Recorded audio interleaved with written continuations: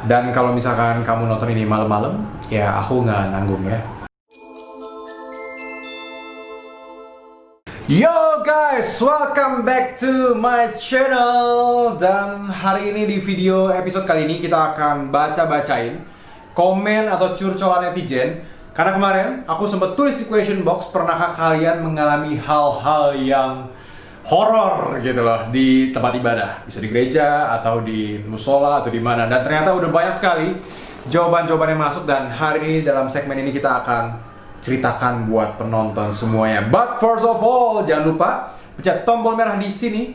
Nih, tombol merah yang tulisan ini, subscribe Ivan Kabul, dan semoga channel ini bisa terus berkembang. Oke, are you ready? Dan kalau misalkan kamu nonton ini malam-malam, ya aku nggak nanggung ya. Padahal aku uploadnya malam-malam. Ya ini nggak akan terlalu serem seperti apa, dan disclaimer dulu.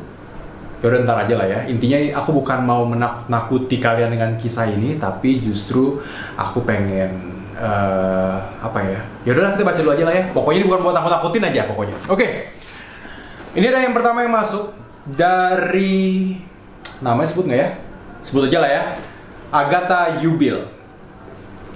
Tentu aja pernah, bukan cuma sekali. Wow. Koko pernah kan ke gerejaku. Oke, nama gereja aku samarkan. Ya, Koko pernah kan ke gerejaku. Nah, itu lift lantai 3. Sering banget udah ketutup, tiba-tiba kebuka sendiri. Padahal nggak ada orang pas udah kebuka. Ya, lift kebuka sendiri. Oke, ini menurut aku ya bisa aja terjadi sih, karena ya karena konslet mungkin kan, atau ya namanya elektronik, you know lah, kadang-kadang handphone aja kita juga suka nge-restart sendiri gitu kan. Oke, kita masih positive thinking aja. Terima kasih Agatha Yubil tadi mengenai tentang lift. Yang kedua, oke, ini yang kedua ini datang dari JJ Hasanuddin. Nah, kali ini dari saudara kita yang muslim. JJ Hasanuddin cerita kayak gini, pernah di tempat saya bang, ada yang numpang tidur atau istirahat di masjid, tiba-tiba bangun ada di kebun kosong. Nah loh, kejadian bukan itu doang. Yang kedua, pas bangun tiba-tiba ada di dalam bedug. Katanya sih emang larangan di masjid tuh, dilarang tidur di masjid. Nah, oke. Dan menurut aku, kalau aku mau komentarin cerita ini, iya mungkin bisa aja horor gitu ya, tapi bisa aja emang pengurus masjidnya yang kreatif, luar biasa. Ya kadang-kadang gitu, kadang-kadang kita harus sekreatif mungkin gimana caranya supaya orang-orang itu bisa menghargai dan mengikuti peraturan yang ada. Sebenarnya kan kita kenapa nggak boleh tidur di masjid ya, karena kita menghargai tempat ibadah sakral gitu kan ya. Jadi kayak gitu ya udah pindahin aja di kebun atau di dalam beduk gitu kan, biar orang yang kapok sekalian. Terima kasih JJ Hasanuddin. Yuk lanjut. Ini dari Ivandi, namanya mirip-mirip kayak aku ya. Ivandi ngomong kayak gini, ada teman-teman aku yang pernah mengalami hal mistis di gereja. Oke, jadi ceritanya teman-teman aku lagi ada kegiatan gitu di konsistori gereja waktu malam sekitar jam 7 atau 8an. Konsistori itu tempat penatua, majelis-majelis biasanya kumpulan pendeta doa bareng sebelum ibadah ya. Seperti biasa selalu ada sesi foto bareng dong, kalau bareng teman-teman gitu. Nah, waktu ngelihat hasil selfie-nya itu, dia kasih dalam kurung merinding aku. Waduh. Ada penampakan bla bla bla anak apa? Gundilana? Gundronana? Apa sih? Kuntilanak atau apa? Ya pokoknya penampakan yang nggak biasa lah ya. Rasa takut udah pasti ada, cuma yang mereka tetap beriman aja karena itu kan rumah Tuhan. Luar biasa. Nah, waktu pulang ternyata si Mbak bla bla bla itu ngikutin salah satu teman aku sampai ke rumah. Waduh. Ngeri ya. Dan teman aku tahu waktu dia nengok ke belakang halaman rumah. Dan ada rumor sih kalau banyak yang pernah lihat di konsistori gereja tentang gituan atau dengar bunyi-bunyi organ atau langkah kaki gitu. Serius, nggak bohong. Tapi sebenarnya hal-hal kayak gitu sih sebenarnya di mana-mana. Intinya iman. Sekian cerita yang bisa aku bagikan. Ivan, luar biasa. Ya benar, ini aku juga pernah mengalami sebenarnya gitu loh. Nah, aku percaya ya, apapun kepercayaan kita, pegangan kita, agama kita, pokoknya kita selalu dibilang kita adalah makhluk ciptaan Tuhan yang paling sempurna, yang benar-benar punya kekuatan. Karena kekuatan kita di dalam Tuhan gitu kan. Intinya kita sebenarnya nggak perlu takut hal-hal seperti itu. Banyak yang kita tuh sebenarnya kemakan film sebenarnya, jadi kita takut gitu kan. Tapi menurut aku gini loh, kita tahu kita punya Tuhan, nggak perlu takut, tapi bukan berarti nantang nyari gituan. Itu yang bahaya. Nah dulu aku pernah ngalamin seperti itu. Nantang, tiba-tiba ada suara. Aku jelas banget suaranya itu, aduh aku nggak perlu sebutin di sini lah. Pokoknya suara yang membuat aku realize, aku tahu ini suara apa gitu loh. Akhirnya ketakutan. Ya itu pesan moral yang aku bisa alami sampai sekarang. Aku tahu kalau mereka ada di mana-mana, mereka bisa ada di mana-mana, bentuknya bisa macam-macam. Ya namanya juga roh gitu ya. Ya tapi bukan berarti kita menantang mereka secara sengaja gitu loh. Ya kita cukup tahu kita punya Tuhan. Ya pokoknya ya kita berlindung sama Tuhan aja gitu loh ya. Nanti kapan-kapan aku ceritain deh di sesi lain deh. Kalau misalnya teman-teman mau aku cerita tentang pengalaman aku secara detail, tulis di komen. Nanti aku akan ceritain sesi khusus. Aku punya beberapa kali kejadian soalnya. Lanjut. Ini dari Setiawan Arif. Pernah, waduh, di gereja sendiri. Malam itu gue nginep sama 3 orang temen gue. Habis barbekyuan bareng, kita tidur di dekat altar. Wow, ini tidurnya nyenyak banget pasti ya dekat altar ya. Malam itu gue denger suara cewek nangis di dekat jendela gereja. FYI, itu sebelah gereja emang suka dibilang serem aja sih. Tapi karena gue takut, gue putuskan tidur lagi. Dan suara itu makin kenceng, cuma karena takut, gue tidur.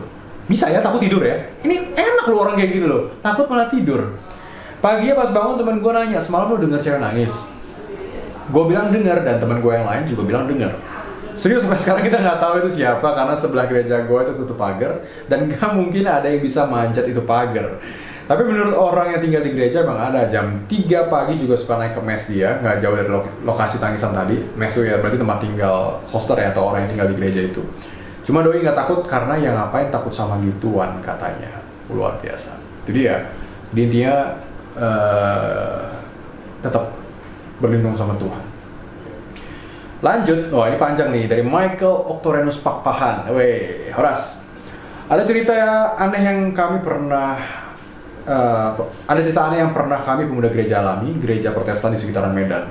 Saya tidak mau menyebut gerejanya kok. Kalau ceritanya gereja tersebut membuat acara pembangunan gereja. Kalau ada acara pasti buat tenda di samping gereja. Karena tidak mungkin dibuat di dalam gereja biar lebih luas, dibuatlah di samping gereja tersebut. Oke. Pada saat acara datanglah hujan deras, rupanya ada kabel yang terkelupas. Oke, ini harus hati-hati memang nih ya.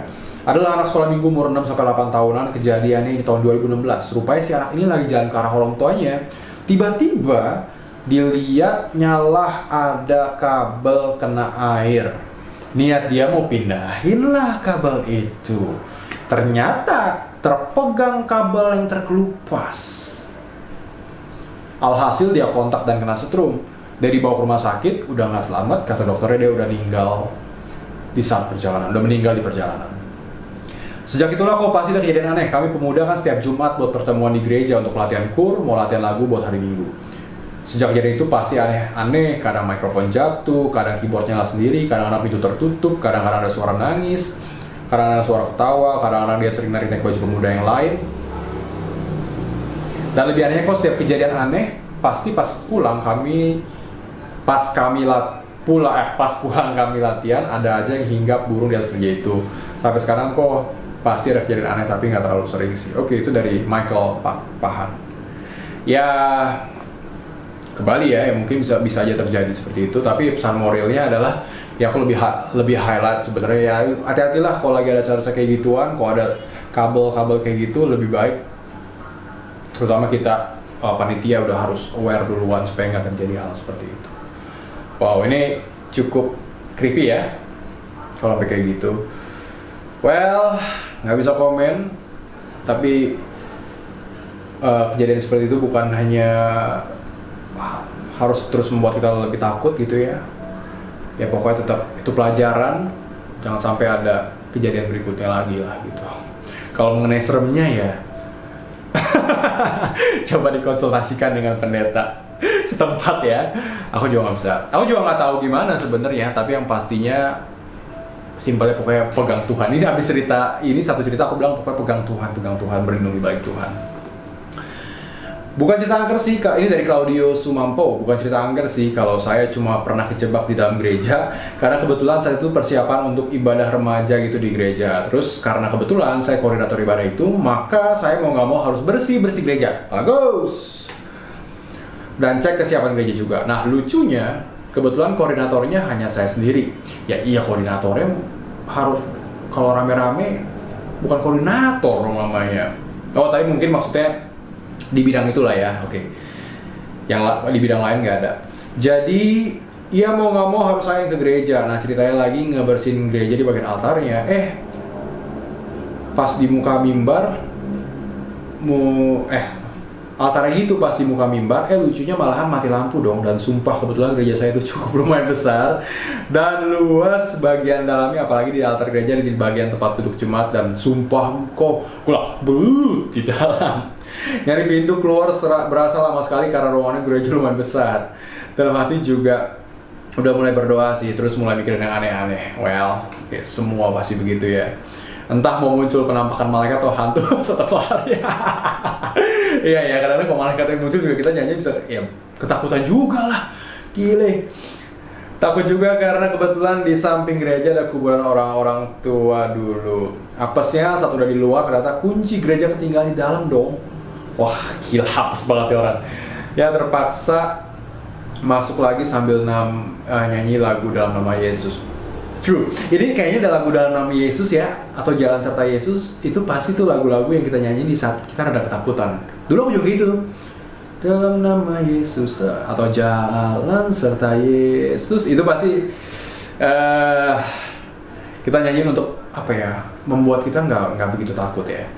Oke, itu yang masuk dari DM. Sekarang aku mau buka yang dari kolom komen. Nah sekarang aku punya 3 kisah atau 3 komen terhoror, dan menurut aku ini adalah highlight dari kehororan yang paling hakiki di rumah ibadah. Oke, ini dia top 3-nya menurut Ivan Kabul. Nomor 3, kisah horor dari fake drummer Andre Alexander namanya. Lagu horor mulai waktu di gereja, pas lihat dompet isinya kosong. Horor kan? Oke, itu dia top 3 kita yang nomor 3. Ketika buka dompet mau kasih persembahan, dompetnya isinya kosong. Horor banget memang, luar biasa. Aku setuju nih. Ini aku suka nih jawaban kayak gini, ini kreatif dan menurut aku ini horor banget. Jadi kita dompet kosong tuh memang udah paling horor lah itu ya. Oke, itu di nomor 3. Dan sekarang yang nomor 2. Nomor 2 dari Bona Nionan atau Paradita Sinambela. Horor banget kalau ada yang ibadah bareng pacarnya. Oke, jomblo detektif, tapi oke, Bona Nionan aku mengerti itu adalah hal yang horor. Bona Nionan. Oke, yang ketiga. Oh, yang pertama berarti ini yang terhoror. Oke, menurut aku ini yang terhoror adalah dari Selfie Darlin. Dari Selfie ya.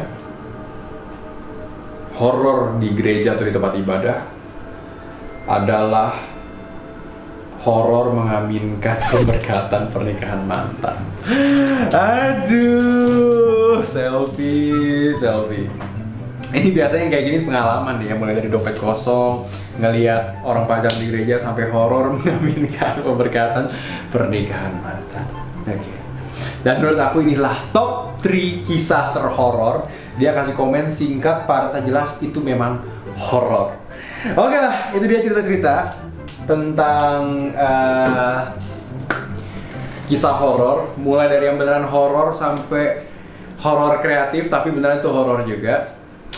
Kalau kalian punya kisah horor-horor kreatif lainnya udah langsung ditulis di bawah. Tapi pastinya aku mau ingetin kalau misalkan ya kisah-kisah horor itu mungkin bisa jadi benar, roh-roh yang menyeramkan tuh mungkin bisa jadi ada, tapi selalu ingat dan percaya kita diciptakan itu luar biasa. Kita punya kekuatan yang sesungguhnya, yaitu Tuhan sendiri. Tuhan yang jagain kita langsung. Jadi kita sebenarnya nggak perlu takut. Ya kurang-kurangilah nonton horor lah, karena itu yang buat kita sebenarnya jadi semakin takut. Karena kebayang-bayang secara visual tuh dari film-film itu. Itu ya. Pastinya kita punya Tuhan, nggak perlu takut, tapi bukan berarti juga nyari-nyari. Main-main apalah, nyari-nyari, nantang-nantang nggak perlu. Ya oke. See you next video. Nanti kalau misalnya kapan-kapan aku bikin text box lagi, boleh diikutin ya, nanti aku akan bacain di video ini. Sampai jumpa di video berikutnya. Sampai jumpa di video berikutnya. Saya Ipan Kabut. God bless you. Dah.